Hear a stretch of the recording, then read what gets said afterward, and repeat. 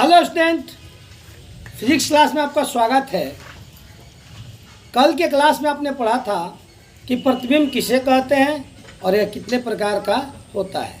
आइए हम आज के क्लास में पढ़ेंगे गोलीय दर्पण। गोलीय दर्पण किसे कहते हैं और इससे रिलेटेड विभिन्न प्रकार की छोटी छोटी परिभाषाएं हैं।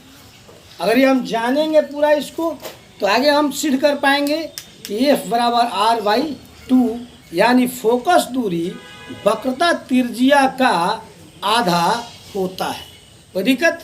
और देखिए गोलीय दर्पण आ सकता है प्रश्न कि गोलीय दर्पण किसे कहते हैं। तो हम कह सकते हैं कि गोलीय दर्पण उस दर्पण को कहते हैं जो किसी गोले का खोखला भाग होता है। ठीक है, यानी गोलीय दर्पण क्या होता है? किसी गोले का खोखला। दर्पण किसे कहते हैं?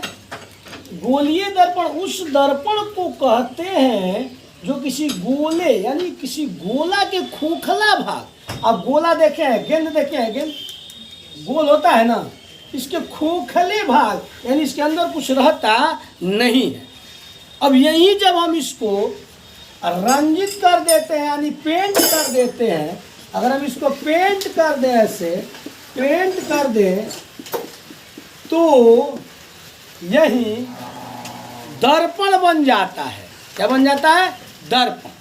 तो आप जानते हैं कि जब यह एक गोला है तो जरूर इसके मध्य भाग में एक केंद्र बिंदु होगा, क्योंकि जब गोला है तो इसके मध्य भाग में केंद्र बिंदु अवश्य होगा। अगर हम इस केंद्र से इस दर्पण को बांट दें, इस केंद्र समय से दर्पण को अगर बांट दें तो ध्यान देने वाली बातें हैं कि कुछ जो है केंद्र दर्पण के इस साइड और कुछ जो केंद्र है दर्पण के उस साइड। यानी अगर हम ऐसे इसको मिटा दें तो देखिए, ध्यान से देखिए क्या होता है। इसके बाहरी भाग पर हमें कलई प्राप्त हो रहा है। तो हम कह सकते हैं कि वैसा दर्पण जिसके बाहरी भाग पर कलई होता है, इस दर्पण को कहते हैं अवतल दर्पण। कोई दिक्कत? अब हम अगर इसी दर्पण के ऐसे देखिए ध्यान से, अगर हम भीतरी भाग पर कलई कर दें तो ये दर्पण हो जाता है उत्तल दर्पण। फिर से एक बार, वैसा दर्पण जिसके बाहरी भाग पर कलई हो उसको अवतल दर्पण, और वैसा दर्पण जिसके भीतरी भाग पर कलई हो उसको उत्तल दर्पण। कोई दिक्कत? कोई दिक्कत है तो बोलिए। अब आगे बढ़ते हैं। अब देखिए ये दर्पण है, अगर यहाँ इसका नाम रख दे P और P1 तो इस दर्पण के मध्य भाग को, दर्पण के मध्य भाग को, तो दर्पण के मध्य भाग को हम बोलते हैं ध्रुव। क्या बोलते हैं? ध्रुव यानी पोल। ठीक है।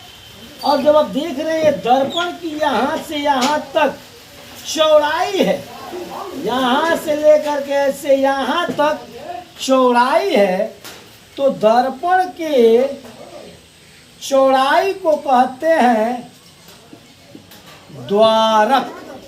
द्वारक यानी द्वार, उसका दरवाजा जिसको बोला जाता है। तो दर्पण की चौड़ाई को हम द्वारक बोलते हैं।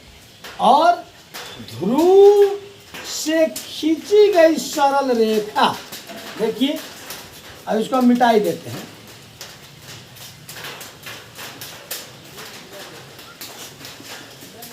ध्रुव से खींची गई सरल रेखा यानी सीधी रेखा को हम क्या कहते हैं?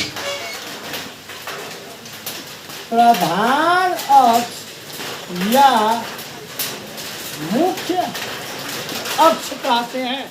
ध्रुव से खींची गई सरल रेखा को हम क्या कहते हैं? प्रधान अक्ष या मुख्य अक्ष। ठीक है। अब हम थोड़ा और समझेंगे।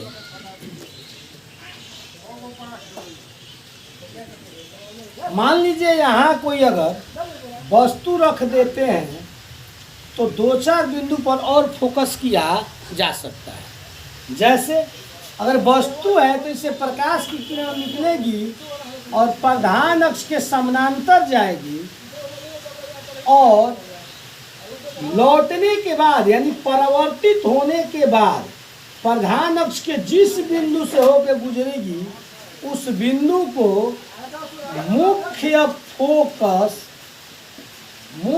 फोकस या फोकस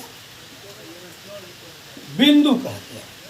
फिर से समझा जाए, जब कोई प्रकाश की किरण प्रधान अक्ष के समानांतर आती है और दर्पण पर पड़ती है, पड़ने के बाद जब परावर्तित होती है तो प्रधान अक्ष के जिस बिंदु से होकर गुजरती है उस बिंदु को कहते हैं मुख्य फोकस या फोकस बिंदु।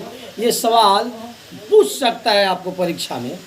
इसको हम संकेत करते हैं एफ से, और ठीक एफ और पी, ये पोल है तो एफ और पी के बीच की दूरी को यानी मुख्य फोकस और ध्रुव के बीच की दूरी जो ये दिख रहा है आपको, इसको बोलते हैं फोकस दूरी। कोई दिक्कत? अब आगे की सवाल बनता है कि जितना फोकस दूरी होता है ना उतना ही यानी फोकस दूरी और ध्रुव की दूरी जितना होती है, यहाँ से उतना ही दूरी पर एक हमें वक्रता केंद्र सी प्राप्त होता है। इसका परिभाषा जो गोलीय दर्पण आप देख रहे हैं ना, ये गोले का जो भाग होता है ना तो उसके मध्य भाग को ही हम वक्रता केंद्र कहते हैं या वक्रता त्रिज्या कहते हैं। और त्रिज्या ऐसे भी आप मैथमेटिक ढंग से समझ सकते हैं कि केंद्र से होकर एक परिधि को छुए उसे क्या कहते हैं? त्रिज्या कहते हैं। तो इसको हम इस तरह भी समझ सकते हैं, और इसका संकेत सी होता है या आर होता है या 2f होता है। Any doubt? तो इस तरह इसमें जितने भी वीआई आपको क्वेश्चंस थे, टिप्पणी जिसको बोल सकते हैं, छोटा छोटा क्वेश्चन, वो यहाँ देखने को मिला। फिर से एक बार समझते हैं कि गोलीय दर्पण किसे कहते हैं। हमने आपको बताया कि गोलीय दर्पण एक खोखले गोले का भाग है, ठीक है। अब इसके अगर हम एक तरफ रंजित कर दें यानी कलई कर दें, तो हमने आपको बताया कि अगर गोला के चारों तरफ हम क्या कर दें? कलई कर दें तो ये दर्पण का रूप ले लेगा। अगर हम इसको केंद्र से बांध दें और बाहरी भाग पर कलई प्राप्त हो तो हमने बताया कि वैसा दर्पण जिसके बाहरी भाग पर कलई हो उसको अवतल दर्पण कहते हैं, और जिसके भीतरी भाग पर कलई हो उसको उत्तल दर्पण कहते हैं। Any doubt? फिर हमने आपको बताया कि दर्पण के मध्य भाग को ध्रुव कहते हैं, और ध्रुव से खींची गई सरल रेखा को यानी सीधी रेखा को प्रधान अक्ष या मुख्य अक्ष कहते हैं। और ये क्या हमने वस्तु रखा तो क्या कहा आपको कि जब प्रकाश की किरण इस वस्तु से गुजरती है तो प्रधान अक्ष के समानांतर गुजरती है और आ करके और दर्पण पर पड़ती है, और पड़ने के बाद जब परावर्तित होती है तो जिस प्रधान अक्ष के बिंदु से जिस बिंदु से होकर गुजरती है उस बिंदु को मुख्य फोकस या फोकस बिंदु कहते हैं। और एफ तथा पी यानी फोकस बिंदु और ध्रुव के बीच की दूरी को फोकस दूरी कहते हैं। और ठीक इतना ही दूरी पर और हमको बिंदु प्राप्त होता है जिसको वक्रता त्रिज्या कहते हैं। Any doubt?